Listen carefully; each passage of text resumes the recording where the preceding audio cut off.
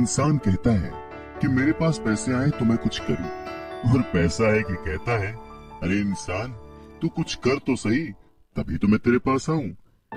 और आज की चर्चा पैसे पर। जी हाँ, ये भी उतना ही बड़ा सत्य है जैसे कि सूरज पूरब से निकलता है, बच्चा माँ की कोख से ही जन्म लेता है, वैसे ही पैसे को सही ढंग से अगर समझा ना जाए, संभाला ना जाए, तो वो बहुत सारे दुख देता है। तो बस इसी पैसे को समझने और इसे संभालने की कला के बारे में आज हम चर्चा करेंगे। यानी कि हम बात करेंगे रॉबर्ट टी कियोसाकी की लिखी book rich dad poor dad की। इस किताब के इंट्रोडक्शन में मैं कुछ और बात कहूँ, उससे पहले मुझे डॉक्टर एड कोकेन की एक बात याद आती है। लिखते हैं कि रिच डैड पुअर डैड अमीरी का शॉर्टकट नहीं बताती, ये सिखाती है कि आप पैसे की समझ कैसे विकसित करें, किस तरह से अपने पैसे की जिम्मेदारी निभाएं और उसके बाद किस तरह से अमीर बने। तो चलिए शुरू करते हैं।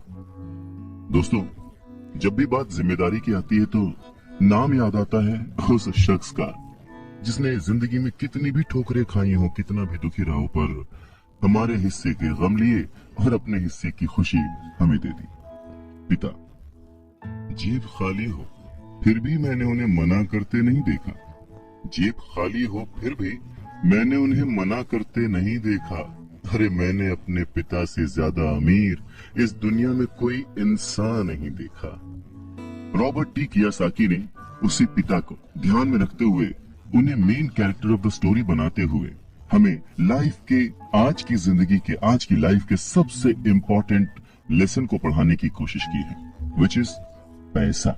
जी हाँ, हम बचपन से लेकर जवानी तक सिर्फ मार्क्स के पीछे भागते रहते हैं। हमारा जो एजुकेशन का पैटर्न है, पढ़ाई का तरीका है, हम बचपन से सिर्फ यही सुनते आए हैं कि पढ़ो पढ़ो पढ़ो और पढ़ो, और एक लेवल तक पहुंचने के बाद, एक एज तक पहुंचने के बाद डिसाइड करो कि अब क्या करना है।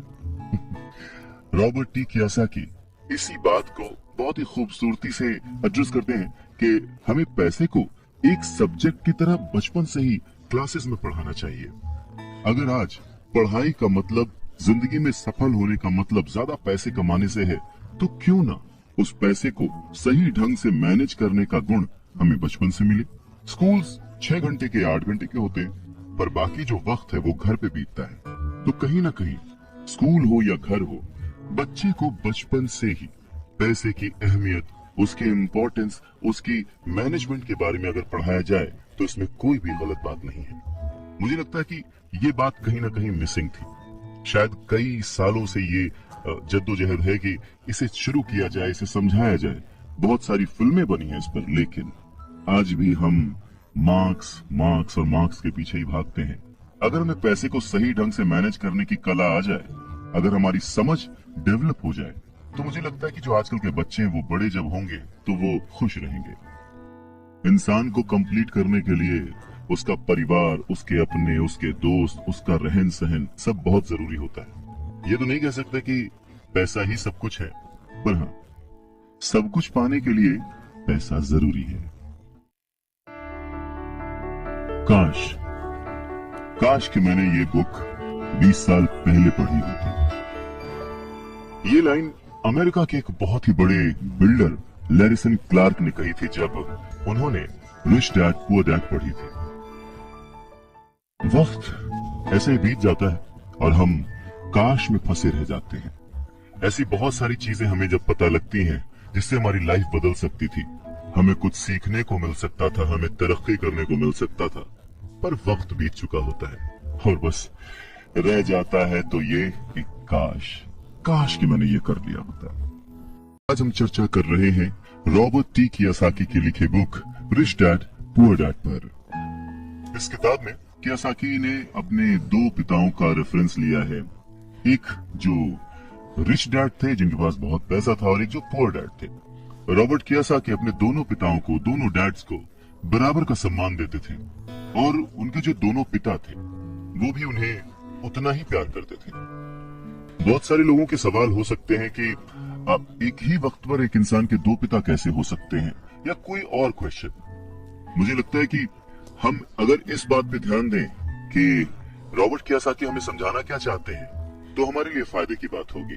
हो सकता है उन्होंने ऐसा मान लिया हो सकता है उन्होंने अपने मन को पुअर डैड और अपने दिमाग को रिच डैड माना हो, या ये हो सकता है कि एक डैड उनके रहे हों और दूसरे डैड उनके किसी दोस्त के।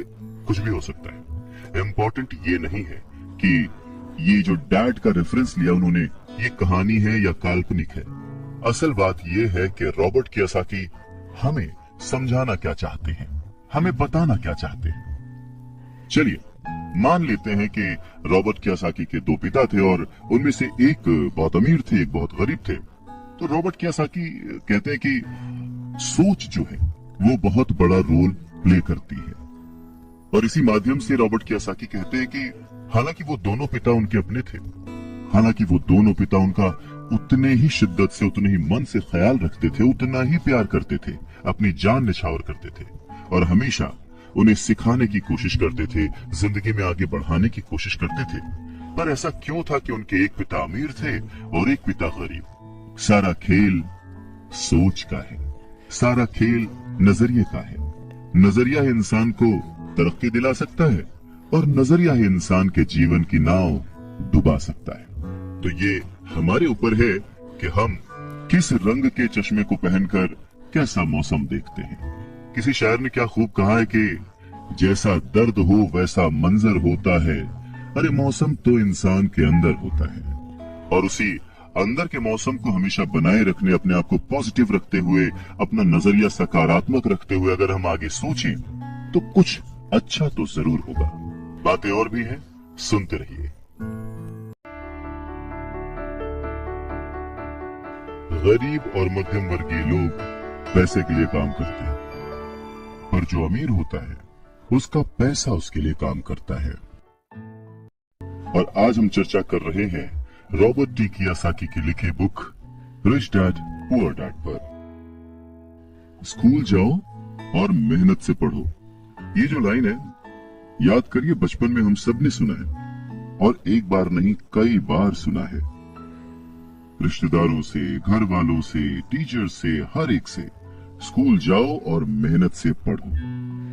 एक वक्त तो ऐसा लगता था कि बस पढ़ते रहो पढ़ते रहो पढ़ते रहो, पर जैसे जैसे समझ आगे बढ़ी एक सवाल मन में घर करने लगा, आखिर हम पढ़ किस लिए रहे हैं?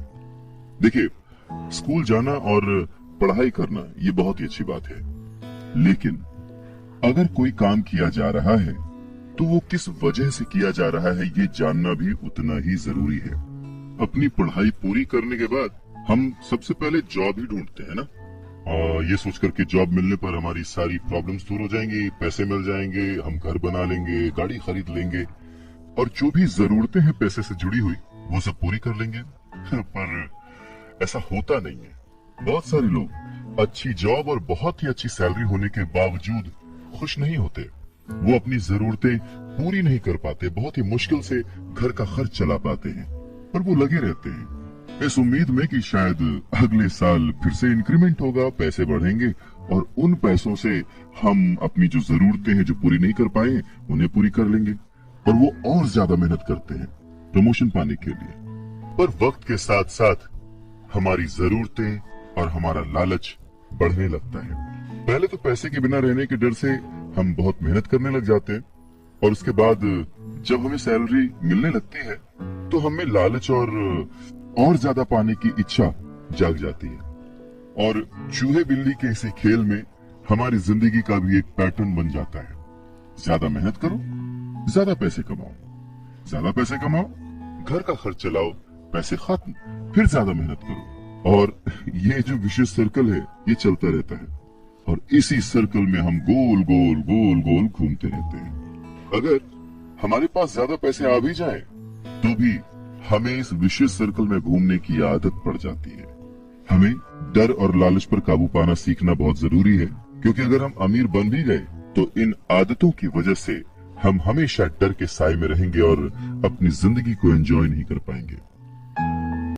पहले के जमाने में शिक्षा एक जरिया थी लोगों की पर्सनैलिटी डेवलप करने का और आसपास के हर विषय में उन्हें जानकारी देने का। पर वक्त के साथ साथ पढ़ाई का लक्ष्य, उसका गोल बदल गया। पढ़ाई का मकसद रह गया बड़े होकर अपनी जीविका चलाना, ब्रेड एंड बटर कमाना। और इसमें कुछ गलत भी नहीं है।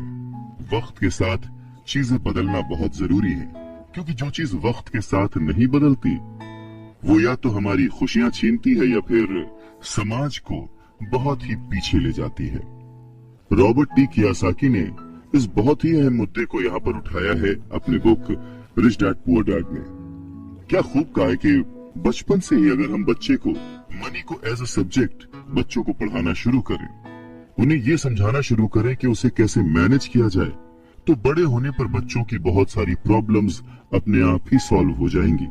बच्चा खुद उन्हें सॉल्व करने की क्षमता रखेगा। पर कहीं ना कहीं रॉबर्ट टी कियोसाकी ने इस बात का पूरा ध्यान रखा है कि पैसे को रिश्तों के ऊपर न रखा जाए। तभी तो उन्होंने इस विषय को रिश्तों के माध्यम से ही समझाने की कोशिश की है। रॉबर्ट टी कियोसाकी के पहले जो डैडी थे वो हमेशा ये कहते थे कि मैं इसे कैसे खरीद सकता हूँ। वहीं जो उसके दूसरे डैडी थे वो कहते थे मैं इसे क्यों नहीं खरीद सकता हूँ। दोनों की सोच में अंतर था, दोनों के शब्दों में अंतर था। यानी कि जिसे हम जिंदगी में पाना चाहते हैं, जिसे संभालना चाहते हैं, जैसे कि पैसा, तो उसके बारे में अगर बचपन से जाना जाए तो क्या ये सही नहीं होगा? आज जिस तरह से पढ़ाई की जाती है, बच्चा ग्रेजुएट होकर सोचता है कि अब मैं कौन सी नौकरी करूंगा। क्या ये सही नहीं है कि थोड़ा और पहले से बच्चे को इस विषय के बारे में और अच्छे से और डीपली पढ़ाया जाए, समझाया जाए? ये तो वही बात हो गई, जाना था जापान, पहुंच गए चीन। यानी कमाना था पैसे, पर जब तक इसकी समझ आई तब तक बहुत देर हो चुकी थी। यानी कि हमें सबसे पहले ये समझने की जरूरत है कि हम खुद एक्सेप्ट करें कि हम इसे कैसे पा सकते हैं, इसे कैसे संभाल सकते हैं, और वही सही शिक्षा हम अपने आने वाली पीढ़ी को भी दे सकते हैं।